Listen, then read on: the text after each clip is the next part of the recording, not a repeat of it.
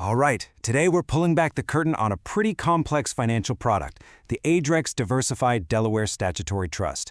Now, this isn't for everyone. It's built for a very, very specific kind of real estate investor. We're going to break down exactly how it works, what it costs, and who it's actually for. So let's start with a question that probably hits home for a lot of property owners.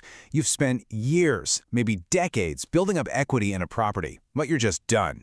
You're tired of the tenants, the toilets, the late-night calls. The problem is, if you sell, you know you're facing a monster tax bill. So what's the play?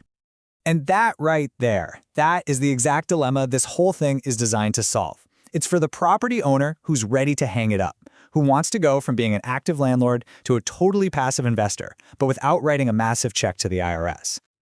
So how does ADREX pull this off? Well, it's not just a single magic trick. It's actually a carefully structured two-step journey. The whole thing uses a couple of different parts of the tax code to let you kick that tax can way down the road and roll your money into a huge, professionally managed portfolio. The engine that makes this whole thing run is something called a Delaware Statutory Trust, or a DST. Now, the magic here is all in the legal structure. See, way back in 2004, the IRS issued a ruling that said owning a piece of a DST is basically the same as owning real estate directly. And that little detail is everything, because it makes it eligible for a 1031 tax-deferred exchange, which is the key that unlocks this whole process. So here's what that journey looks like. Step 1, you do a 1031 exchange, rolling the money from your property sale right into the DST. Boom, taxes deferred. Step 2, your money just sits there passively for about 2 years in a portfolio of 14 different properties. Then comes Step 3, and this is where it gets interesting. You use a different section of the tax code, Section 721, to convert your little piece of the DST into the much larger ARES Real Estate Income Trust. And just like that, you continue deferring those taxes, maybe forever. Okay, so a sophisticated tax strategy like this sounds pretty good, right? But it's not free, not even close. There's a really significant upfront cost, and you absolutely have to understand what that price of admission is before you even think about this. That price is made up of a bunch of different fees. You've got big selling commissions that go to the brokers, a dealer manager fee, all the organizational and acquisition costs, and then there are capitalized reserves.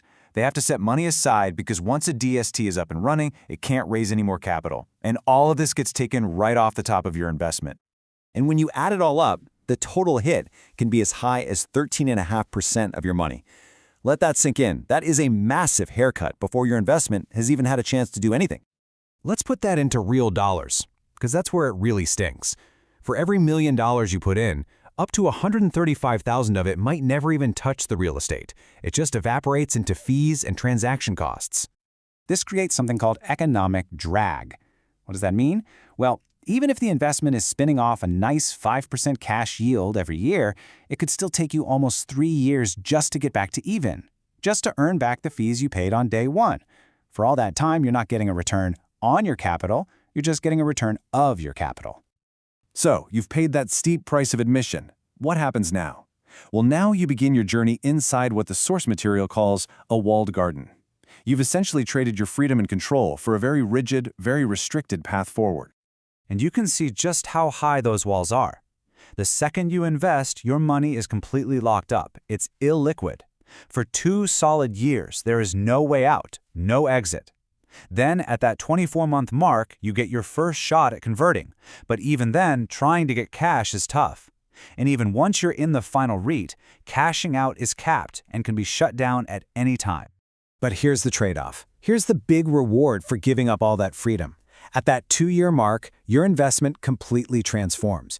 You go from owning a slice of just 14 properties to owning a piece of the entire ARES Real Estate Income Trust, which holds 129 properties all across the United States.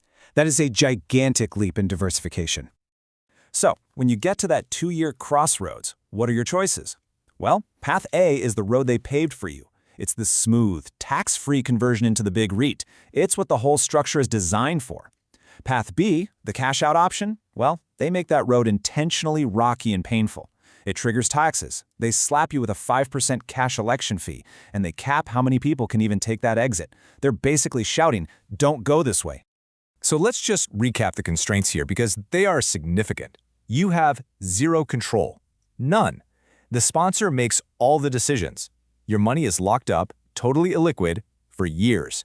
And your final destination, the REIT, still has strict rules on getting your money out. This is the absolute definition of a long-term, passive, set-it-and-forget-it investment. Okay, so when you put it all together, the complicated tax stuff, the really high fees, the long-term lockup, it all starts to paint a picture of a very, very specific kind of person. So who is this actually for? It really all comes down to this core bargain. On one side of the scale, you're giving up a lot, a big chunk of your money right off the top, access to your capital for at least 2 years, all control, and any chance of getting out early. But on the other side of the scale, what you get is powerful. Potentially permanent tax deferral, instant institutional diversification, completely hands-off management, and a much simpler asset for your estate plan. So who's the perfect person for this? It's someone who checks all these boxes. They're thinking in terms of a decade or more, not just a few years. Deferring taxes is their absolute #1 priority.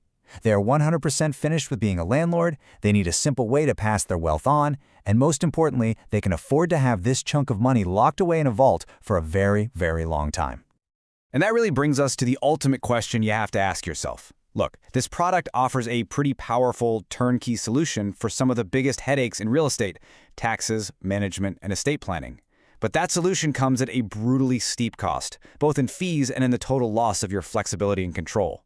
So the real decision is, for you, is that simplicity really worth the high price of admission into this walled garden?